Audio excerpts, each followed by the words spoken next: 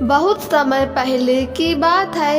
एक घना जंगल था जहाँ तमाम तरह के जानवर रहते थे। उसी जंगल में एक क्रूर और शक्तिशाली शेर राज करता था।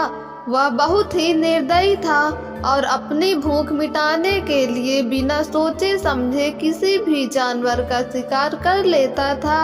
शेर का डर पूरे जंगल में फैल चुका था। कोई भी जानवर उससे सामना करने की हिम्मत नहीं करता था। वह जब चाहता जिसे चाहता उसे मारकर खा जाता। लेकिन समय ने करवट ली और एक दिन शेर एक भीषण युद्ध में घायल हो गया। अब वह शिकार करने में असमर्थ था। उसकी भूख बढ़ती जा रही थी परंतु उसकी ताकत कम होती जा रही थी। शेर के कुछ विश्वास पात्र सेवक थे, एक सियार, एक गिद्ध और एक भेड़िया। वे हमेशा शेर की सेवा में लगे रहते और उसके द्वारा छोड़ा हुआ बचा कुचा भोजन खाते थे। जब शेर बीमार पड़ा और शिकार नहीं कर सका तो उन सेवकों को भी खाने की कमी होने लगी। उसी जंगल के पास एक रेगिस्तान था। एक दिन वहीं से भटकता हुआ एक ऊंट जंगल में आ पहुंचा। ऊंट लंबी यात्रा से थका हुआ था और उसे ठहरने के लिए एक सुरक्षित स्थान की तलाश थी। जब शेर के सेवकों ने ऊंट को देखा तो उनकी आंखें चमक उठी। वे उसे देखकर सोचने लगे कि इसे शेर के भोजन के रूप में पेश कर दिया जाए ताकि वे भी भूख से बच सके।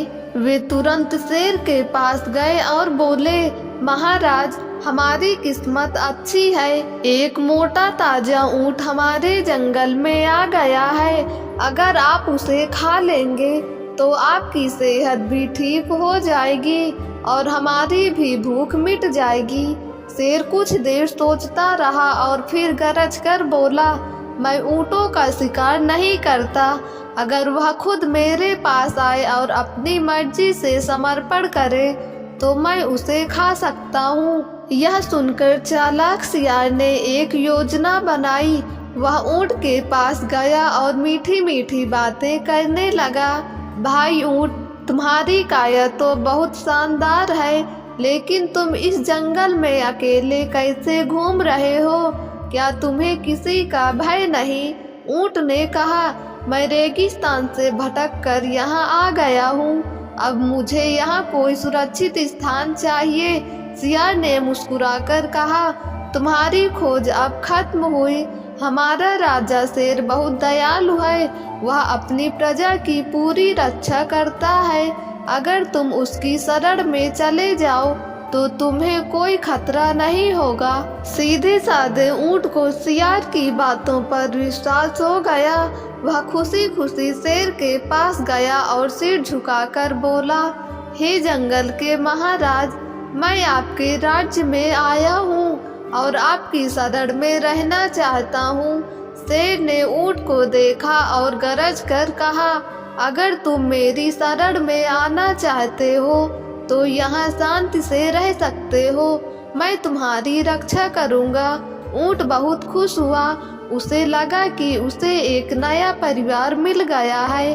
कुछ दिन बीते लेकिन शेर की हालत और बिगड़ने लगी। अब वह और अधिक कमजोर हो चुका था। उसकी भूख असहनीय होती जा रही थी। उधर सियार, गिद्ध और भेड़िया भी भूख से मर रहे थे। वे फिर से शेर के पास गए और बोले, महाराज, हमें कुछ खाने को चाहिए वरना हम सब भी मर जाएंगे। शेर ने गुस्से में कहा, तो जाओ और कोई शिकार पकड़ कर लाओ। वे तीनों एक दूसरे की ओर देखने लगे। फिर सियार ने चालाकी से कहा, महाराज, जंगल में अभी कोई शिकार नहीं है, लेकिन हमारे बीच ही एक ऐसा जीव है जो हमारे लिए भोजन बन सकता है। ऊँट, शेर ने दहाड़ते हुए कहा, नहीं, मैंने उसे अपनी शरण में लिया है। मैं उसे धोखा नहीं दे सकता। लेकिन सियार बहुत चालाक था। उसने एक योजना बनाई। उसने कहा, हम ऊँट को खुद ही यह प्रस्ताव देने के लिए मना लेंगे। अगर वह खुद समर्पण कर दे तो आपकी प्रतिज्ञा भी नहीं टूटेगी। शेर इस बात पर सहमत हो गया। इसी जंगल में एक छोटा सा खरगोश भी रहता था जो बहुत चतुर और बुद्धिमान था। उसने यह सारी बातचीत सुन ली और ऊंट को बचाने का निश्चय किया। सियार, गिद्ध और भेड़िया ऊंट के पास पहुँचे और बोले, भाई ऊंट, हमारा राजा बहुत बीमार है और बहुत भूखा भी। हम सब उनकी सेवा में समर्पित होने को तैयार हैं।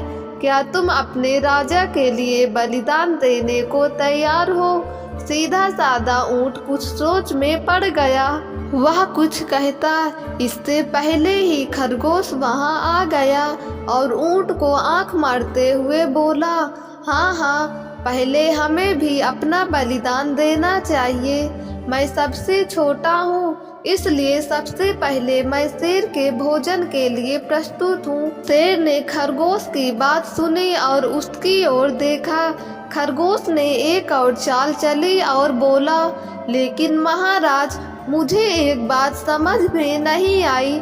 आप इतने महान राजा हैं, फिर भी अपने सेवकों को खाते हैं। ऐसा तो किसी भी राजा को शोभा नहीं देता।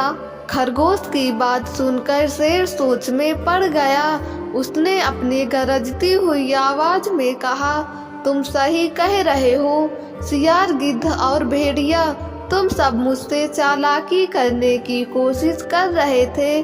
अब मैं तुम्हें ही अपना भोजन बनाऊंगा। यह सुनते ही तीनों धूर्त जानवर डर गए और भाग खड़े हुए।